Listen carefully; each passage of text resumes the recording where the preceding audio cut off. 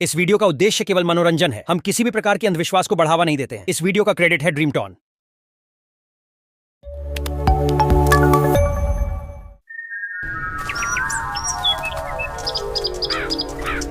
विक्रम नशे में बड़बड़ाते हुए बेहोश होकर गिर पड़ा। बियर की कई खाली बोतलें इधर उधर फैली पड़ी थीं। बियर की अंतिम सिप पीने के बाद विक्रम का दोस्त आजाद बोतल छत से नीचे फेंक देता है। अमन और अन्य लड़के उसकी तरफ देखते रह जाते हैं।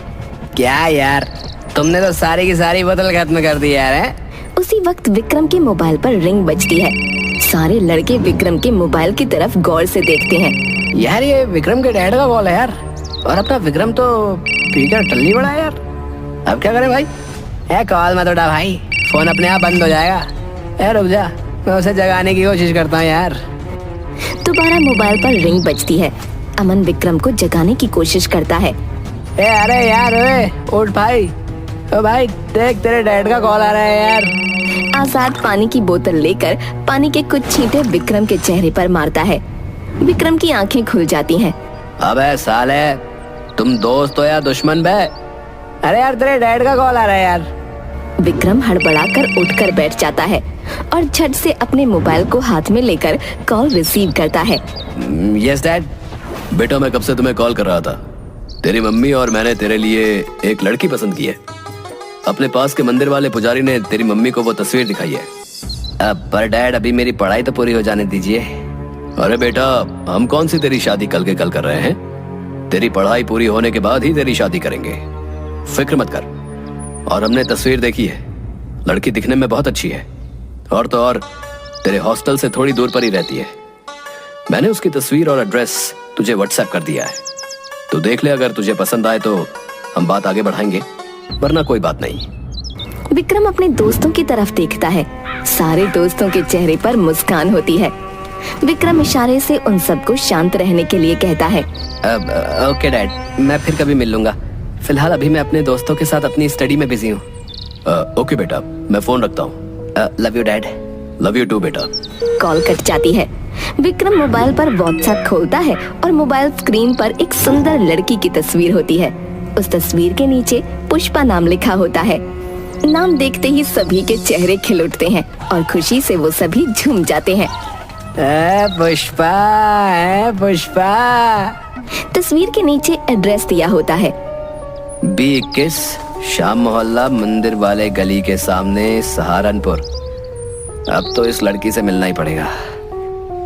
विक्रम भाई तो एक नंबर है भाई। अगर ये तुम्हारी जिंदगी में आ गई तो समझो लाइफ सेट है भाई। तो सही बोल रहा यार, ये लड़की पूरी परी है, परी। इसके लिए तो मैं अपनी जान तक दे सकता हूँ यार।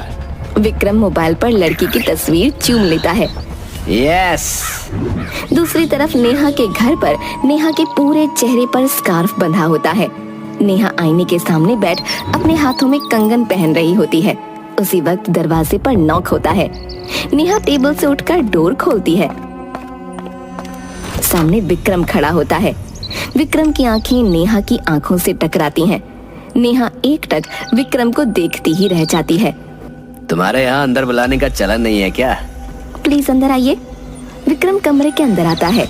नेहा चेयर की तरफ इशारा करते हुए विक्रम से बोलती है, बैठ जाइए। विक्रम चेयर पर बैठ जाता है। नेहा चुपचाप खड़ी होती है।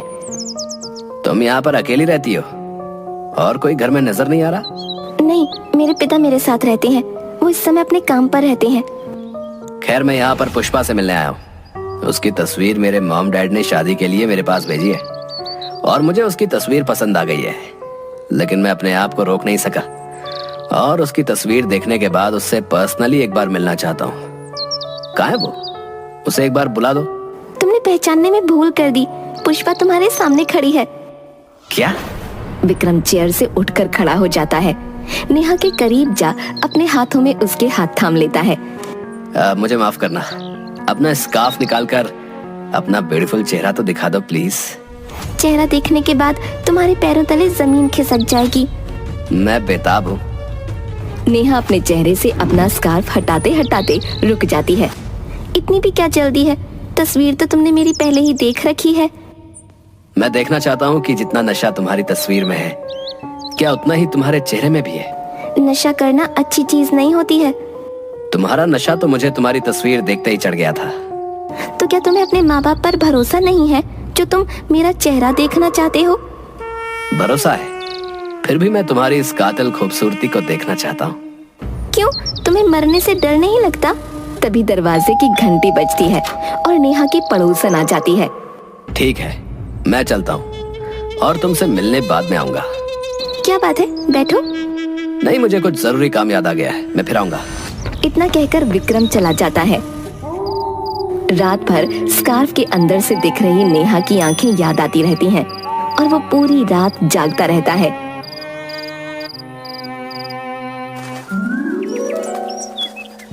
दूसरे दिन वो फिर से नेहा से मिलने पहुंच जाता है। नेहा दरवाजा खोलती है। तुम आज फिर आ गए, क्या हुआ? रात भर सो नहीं सके? नहीं, बस इधर से गुजर रहा था तो सोचा तुमसे मिल लेता हूँ। अंदर आओ। आज तो अपनी खूबसूरती का चांद मुझे दिखा दो। कल तुम्हारी पड़ोसन ने आकर सब गड़बड़ कर दी थी। नेहा हंसने लगती है। मुझे पता था, इसीलिए आए हो तुम। लेकिन एक बात तो तुम्हारे बारे में मुझे पता चल गई, तुम्हारे अंदर सब्र नाम की चीज नहीं है। तुम्हारी आवाज सुनने के बाद और तुम्हारी आंखें देखने के बाद ये सब्र किस चिड़िया का नाम है मैं तो भूल ही गया। बस बहुत हो गया, आज तो मैं तुम्हारा चेहरा देखकर ही जाऊंगा। मेरी खूबसूरती तुम्हारी आंखें बर्दाश्त नहीं कर पाएंगी। चाहे मेरी जान भी चली जाए, लेकिन आज तो मैं तुम्हारा चेहरा देखकर ही जाऊंगा। ठीक है, अगर तुम्हारी यही जिद है तो आज मैं तुम्हारी ये हसरत पूरी कर देती हूँ। नेहा अपने चेहरे से स्कार्फ हटाती है। विक्रम नेहा का चेहरा देखते ही चिल्लाकर अपना मुंह मोड़ लेता है। नेहा का चेहरा पूरी तरह से जला हुआ था। विक्रम, तुमने पहचाना मैं नेहा हूँ, जिसकी जिंदगी तुम्हारी वजह से बर्बाद हो गई। एक समय था जब तुम मेरे प्यार में दीवाने थे, दिन रात मेरा पीछा किया करते थे। पर जिस दिन मैंने तुम्हारे प्यार को ठुकरा दिया, उसी रात कुछ अनजान लोगों ने मेरे चेहरे पर तेजाब फेंककर मेरा चेहरा पूरी तरह से बर्बाद कर दिया। और हमारे देश की लाचार पुलिस और कानून व्यवस्था तुम्हें एक दिन भी सलाखों के पीछे नहीं रख पाई। मैं क्या कर सकता हूँ? मैं पूरी तरह से निर्दोष था, इसलिए पुलिस ने मुझे छोड़ दिया। ये क्यों नहीं कहते तुम्हारे डैड के पैसों के सामने पुलिस बिक गई? अब तुम्हारी जिंदगी बर्बाद करने वाला कोई और होगा, लेकिन इस टाइम मैं पुष्पा से मिलना चाहता हूँ। प्लीज एक बार उससे मिला दो। जिस दिन से उसकी तस्वीर देखी है मैंने, उस दिन से बस दीवाना बन बैठा हूँ उसका। फिक्र मत करो, वो टाइम भी जल्द आएगा जब तुम्हारा सामना पुष्पा से होगा। लेकिन अब तुम यहाँ से जा सकते हो। विक्रम कुछ सोचते हुए नेहा के सामने से मुड़कर चला जाता है। नेहा गुस्से में टेबल पर रखे ग्लास को उठाकर शीशे पर फेंकती है और शीशा टूट जाता है। दूसरी तरफ विक्रम अपने दोस्तों के साथ सिगरेट पी रहा होता है। सारे दोस्त बारी बारी से एक ही सिगरेट एक दूसरे के पीने के बाद पीते हैं। उसी वक्त विक्रम के मोबाइल पर रिंग बजती है। देख यार, तुझे कौन याद कर रहा है? विक्रम, ये जरूर तेरे मॉम डैड का कॉल होगा। रुक, मैं मोबाइल लेकर आता हूँ। अमन विक्रम का फोन लेकर आता है। हेलो, कौन बोल रहा है? हेलो, क्या मैं विक्रम जी से बात कर सकती हूँ? यस, मैं विक्रम बोल रहा हूँ। आप कौन? दूसरी तरफ से कोई आवाज नहीं आती। हेलो, मैं विक्रम बोल रहा हूँ, कहिए। दूसरी तरफ एक खामोशी होती है। हेलो, क्या आपको मेरी आवाज सुनाई दे रही है? फोन कट जाता है। किसका फोन था भाई? पता नहीं यार, कोई लड़की थी। नहीं लड़की, तेरी किस्मत सही है भाई, एक जाती नहीं कि दूसरी आ जाती है। विक्रम मुस्कुराता हुआ वहाँ से चला जाता है। कुछ दिन तक इस अनजान कॉल का सिलसिला चलता रहा। फोन पर कोई हेलो बोलता और बाद में कुछ भी नहीं बोलता। थोड़ी देर बाद फोन कट जाता। एक शाम विक्रम अपने दोस्तों के साथ बैठा था कि फिर तभी विक्रम के फोन की बेल बजी। जरूर तेरे मॉम डैड का कॉल होगा। नहीं यार, ये मेरे मॉम डैड का कॉल नहीं, किसी अनजान लड़की का कॉल है। लड़की? जरूर वो तेरे प्यार में पागल हुई होगी। और तेरी किस्मत के क्या कहने यार, हर बार एक नई लड़की फंसी जाती है। फिर जरूर अपने कॉलेज की होगी। तो जल्दी से उसे प्रपोज क्यों नहीं करता? हम सब तेरे लिए एक दिन के लिए कमरा गाली कर देंगे, फिर तो तेरे मौजा ही मौजा। ये सब तो ठीक है यार, लेकिन मैं जानता नहीं कि वो कौन है। जब भी उसके कॉल को रिसीव करो कुछ बोलती नहीं। कुछ बोलती नहीं मतलब गूंगी है क्या? यार नहीं यार, बेचारी सीधी सादी होगी, तो ही उसे सही से लाइन नहीं दे रहा होगा, समझा? तो शायद सही बोल रहा है, उसे सही लाइन पर लाना होगा। लेकिन तुझे तो पता है मुझे गोरी चमड़ी वाली लड़कियां बहुत पसंद आती हैं यार, और न जाने ये कैसी है, मैंने इसे देखा तक नहीं है। उसी वक्त दोबारा विक्रम के मोबाइल पर रिंग बजी। सभी बड़े गौर से टेबल पर रखे मोबाइल की तरफ देखते हैं। विक्रम धीरे धीरे टेबल की ओर बढ़ता है और मोबाइल को अपने हाथों में लेकर चूमता है। मोबाइल पर आ रहा कॉल अननोन नंबर से था। विक्रम कॉल रिसीव करता है। हेलो, मैं तुमसे मिलना चाहती हूँ। लेकिन आप हैं कौन? मैं आपको पिछले 6 महीने से देख रही हूँ और मन ही मन आपसे प्यार करने लगी हूँ। मैं आपकी क्लासमेट हूँ। तुम्हारा नाम क्या है? मिलने पर मैं सब बता दूंगी। सो आप मुझसे मिलने पहाड़ी के पीछे सूरज ढलने के ठीक बाद आ जाना। विक्रम पुष्पा की बातें सुन के कुछ समझ नहीं पाता। उसके दोस्त विक्रम को इशारे से हाँ कहने के लिए कहते हैं। ठीक है, मैं तुमसे मिलने आज शाम को आऊंगा, तो मेरा इंतजार करना। कॉल कट जाता है। शाम के समय विक्रम बाइक चलाकर पहाड़ी के पीछे पहुंच जाता है। विक्रम बाइक को स्टैंड पर खड़ी कर बाइक से नीचे आता है। विक्रम अपनी नजरें चारों तरफ घुमाता है, उसे कोई नहीं नजर आता। सूरज ढल रहा होता है कि तभी विक्रम की नजर पहाड़ी के कोने पर एक चट्टान पर बैठी हुई एक लड़की पर पड़ती है। लड़की विक्रम की तरफ अपनी पीठ करके बैठी थी। विक्रम उसके पीछे से चलते हुए उसके करीब गया। तो तुमने ही मुझे कॉल किया था? एक पल के लिए लड़की ने कोई जवाब नहीं दिया। मैं तुमसे ही बात कर रहा हूँ, क्या तुमने ही मुझे कॉल किया था? लड़की दोबारा कोई जवाब नहीं देती। विक्रम गुस्से में उस लड़की का हाथ पकड़ अपनी तरफ खींचता है। विक्रम के सामने नेहा होती है। तुम? हाँ मैं। तुम्हें तो झटका लगा होगा कि एक नई लड़की हाथ लगते लगते बच गई, क्यों है ना? तुझे अपनी हवस बुझाने के लिए हर बार एक नई लड़की का इंतजार रहता है और तू हर बार एक नई लड़की को अपने जाल में फंसा भी लेता है। लेकिन अब तेरा ये खेल ज्यादा दिन नहीं चलने वाला। बकवास बंद कर। पुष्पा कहाँ है? पुष्पा उन लड़कियों में से नहीं जो तेरे जैसे के चंगुल में फंसने वाली है। वो एक ऊंची चीज है, तेजाब है, तेजाब, जो तुझे जलाकर भस्म कर देगी। मैं उस तेजाब में जल जाना चाहता हूँ। वो परी है, उसका आज किसी भी लड़की से कोई मेल नहीं है। नेहा अपने सूट से एक चाकू निकालकर विक्रम की गर्दन पर वार करने की कोशिश करती है। विक्रम नेहा को अपने हाथों में दबोच लेता है। नेहा और विक्रम के बीच खूनी जंग होने लगती है। विक्रम से लड़ते लड़ते नेहा थक चुकी थी और विक्रम उसे धक्का मारकर पहाड़ी से नीचे फेंक देता है। चीखते हुए नेहा पहाड़ियों से गिरकर अपनी जान खो देती है। अपनी आंखों के सामने नेहा की मौत देखकर विक्रम बहुत घबरा जाता है और किसी तरह खुद को संभालता हुआ अपने दोस्त अमन के पास पहुंचता है। विक्रम को देखकर अमन, क्या हुआ भाई? विक्रम, भाई तू इतना घबराया हुआ क्यों है?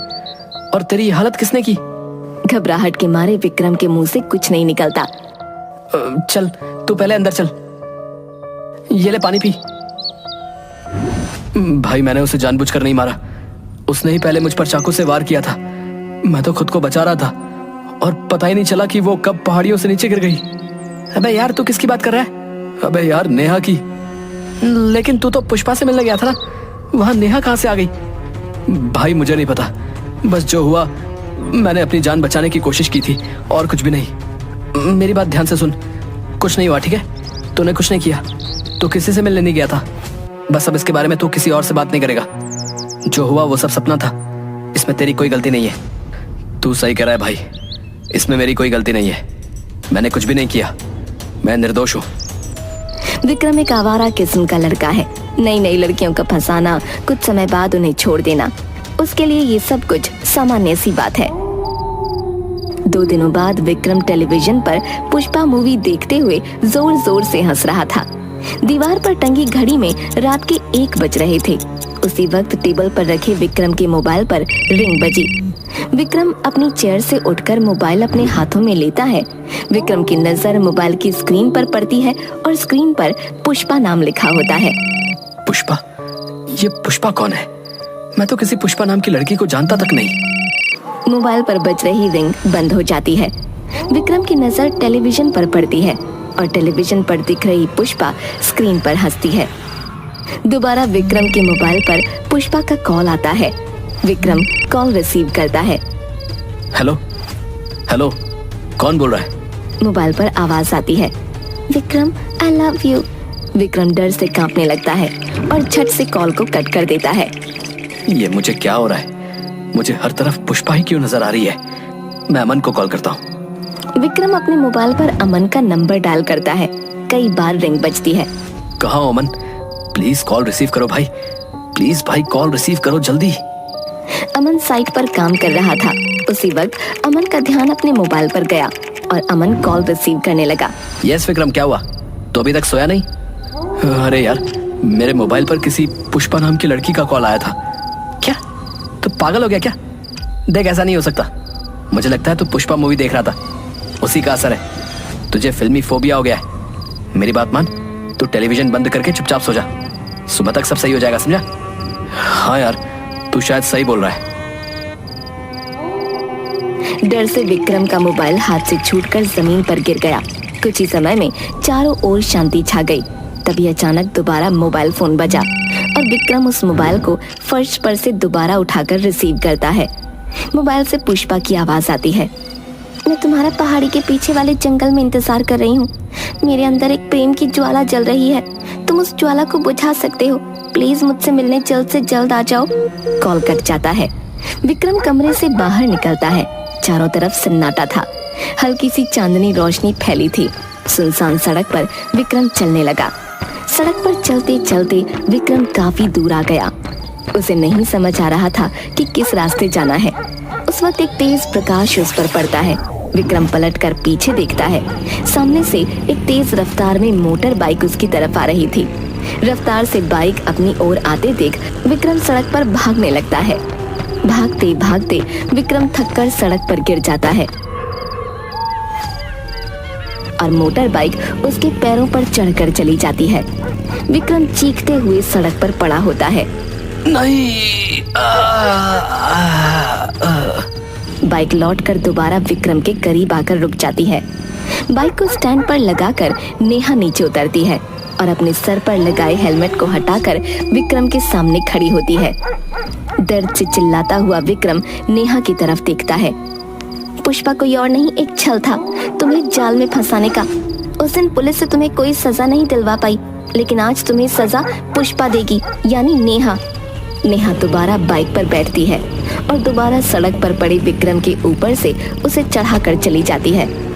विक्रम वहीं पर पड़ा अपना दम तोड़ देता है।